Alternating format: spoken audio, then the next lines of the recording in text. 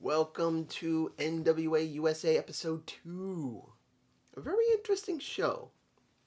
We got a couple of new things, got a few new people, a few new matches, and I will say this, is it feeling different from Power? Not yet. I think they need to find a footing first. This is just my humble perspective. Is NWA USA different from Power? Not completely. It needs more time to really find its own footing, to be its own separate show, even though in the very beginning, not only did you have Homicide saying that he's going after that junior heavyweight championship, you got Tim Storm coming out clearly stating that he wants this show to be different. He wants it to be more fast-paced than regular Power. That's what he wants, at least until Black G's as well as Raven came out to interfere with his flow. He gets pissed off at Black G's coming out saying, thank you so much for letting Mache Rocket be the closing of the show. I want to make this very clear to you, Tim Storm, that I want to work with you, that I thank you for what you did for Mache Rocket, let him have this match. And then Tim made it very clear, stop it. Don't kiss my ass.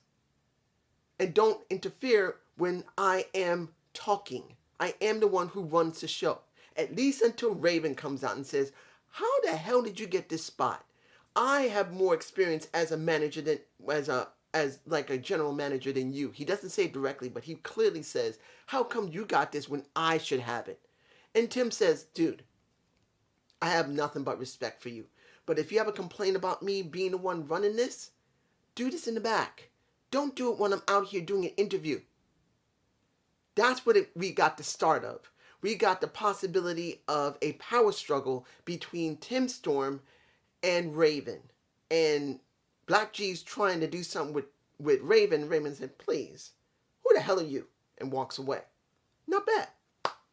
Now, our first match for the junior heavyweight tournament qualifying. You got Jay Spade versus Daivari. Something I didn't think I'd see. You don't normally see Daivari. I mean, I'm just...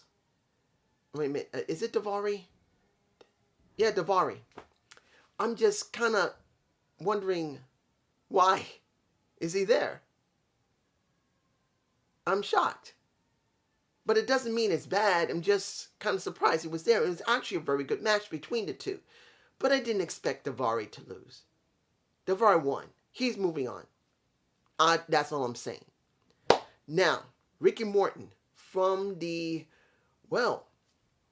tag champions of NWA and a junior heavyweight champion. I didn't know he was a junior heavyweight champion. If I ever did, I forgot. So seeing that a tag champion Rock and Roll Express and a junior heavyweight champion from the Rock and Roll Express was interviewed by my Valentine was actually quite nice. Until we saw his son. I can't remember his name. I'm blanking.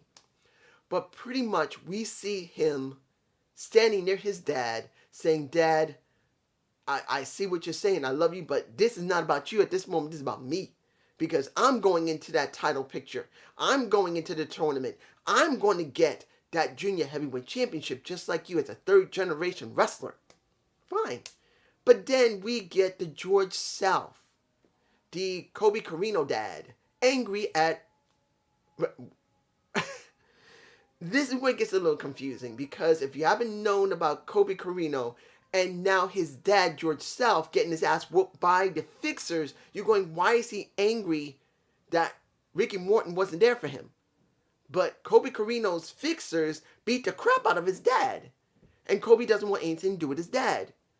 And it would have been nice if there was a segment with Kobe on interview and his dad comes out and says, what is this?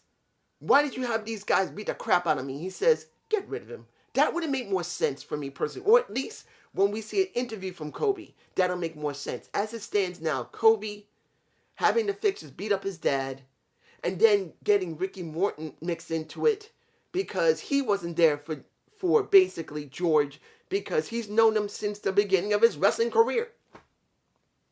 It just feels a little disjointed, but it's obvious that both those guys are going to be in Ricky's son's corner when sooner or later you're going to have Ricky and you're going to have his son Ricky go up against Kobe.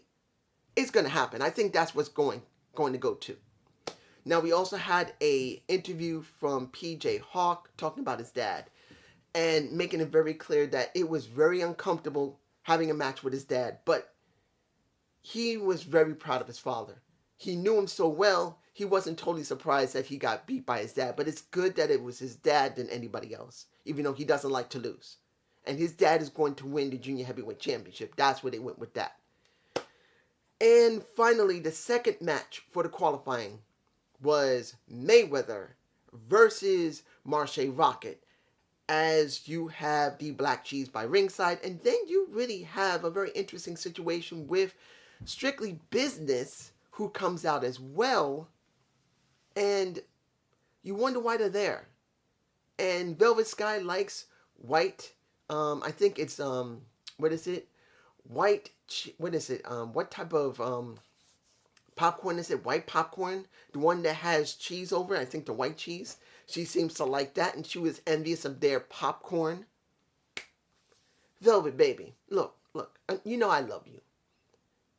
Even though you probably would a dick in a Bully Ray, if you're still with him, engaged or married, no matter what. Even though he's a dick, I still love you. Yes, you got a shrill voice sometimes, but I still love you, babe. But come on.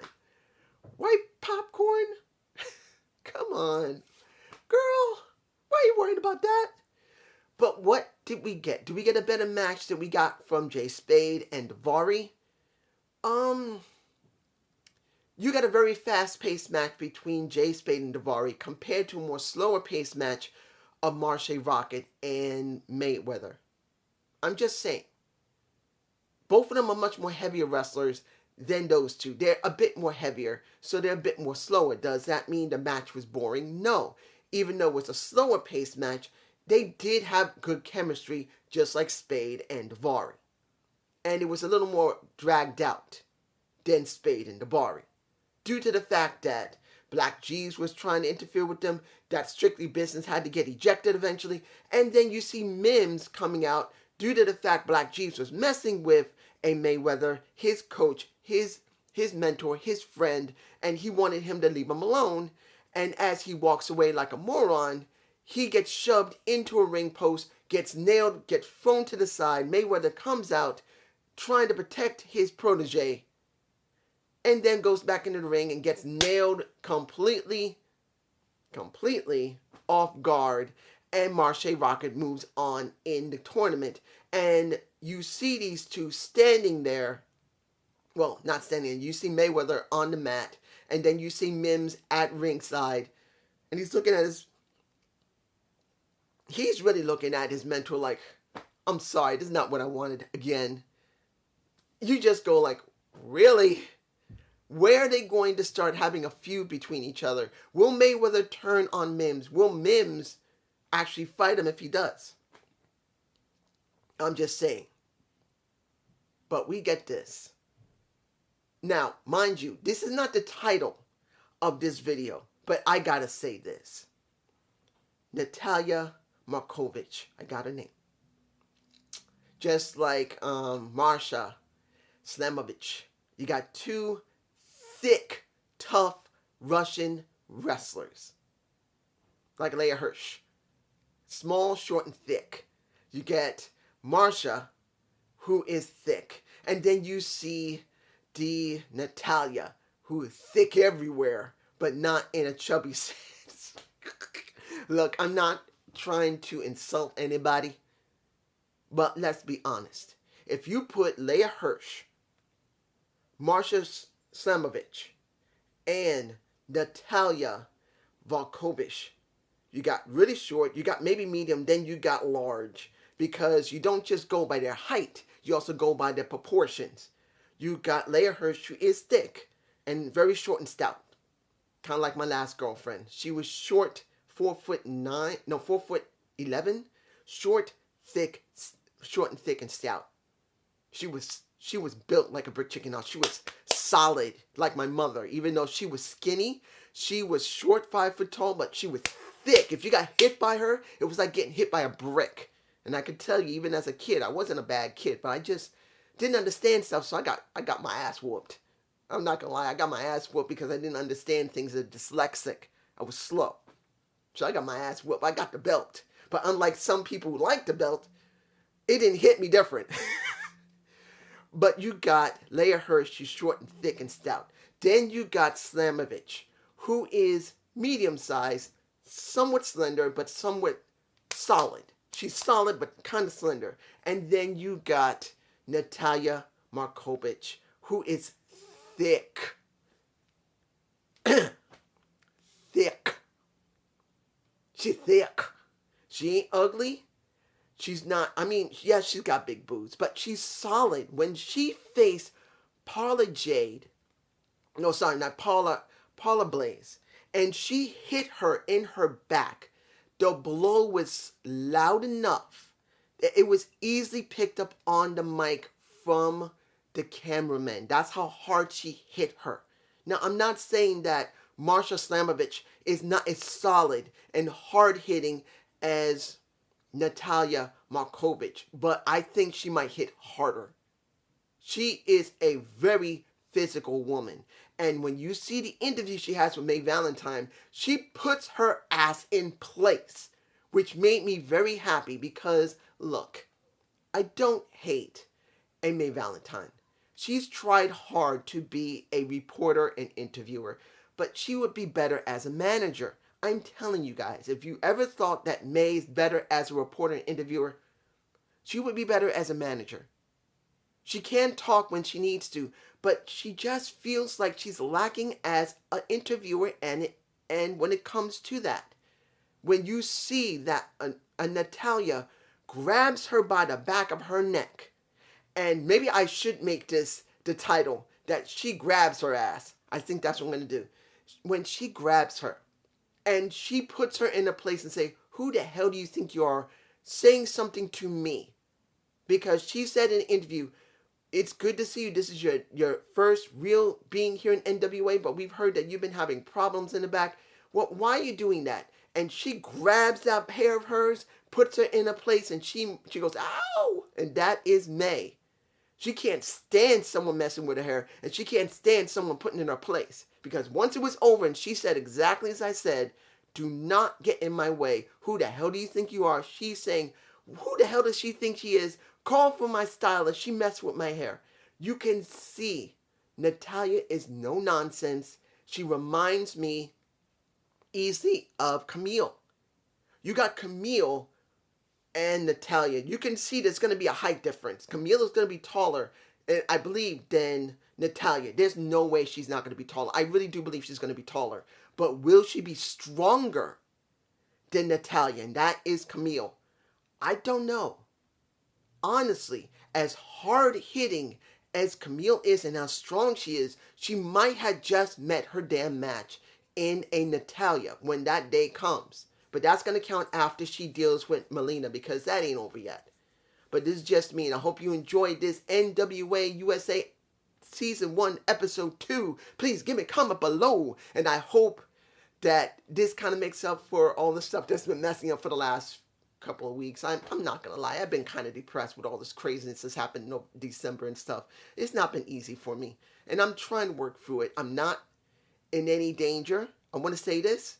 When I get like this and I get a bit depressed, I do what I can. I focus on making content. And if I can't, I try to calm myself, relax. And if I got to sleep, I sleep. Because that can happen too. That if I get depressed, I may want to sleep a little bit. I try to remind myself that these things happen. And I say this for anyone who's depressed. I know this is not like a public service announcement.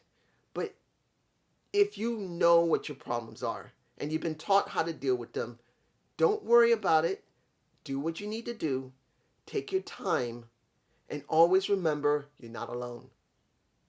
Sometimes it's hard for someone who has depression and anxiety, particularly if they got heavy depression. I don't. I got like mild. But still, remember, you're not alone. Peace.